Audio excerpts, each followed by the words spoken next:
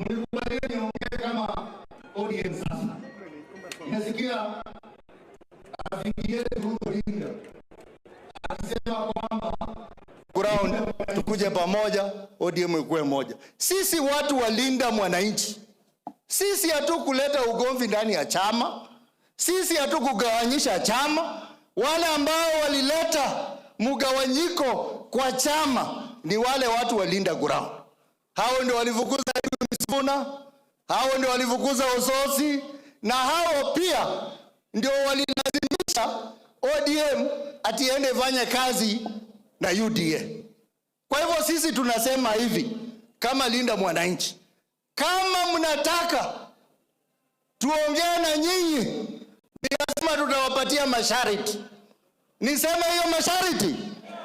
Sharti ya kwanza na muhimu sana, sisi tunasema we must have an independent inquest into the death of Raila Amolo Odinga.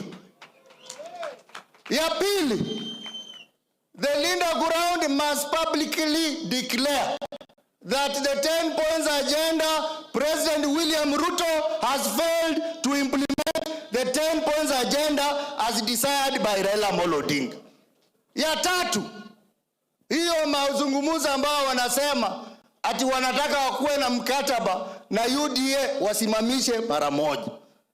Ya nne, all the decisions they have made, including the decision to remove Sifuna as a SG and myself, those decisions must be reversed. And lastly, because the opinion poll imeonyeshwa kwamba Linda Ground iko na 76% ya wanachama, Linda mwananchi tuko na 76% na hao wako na 24%.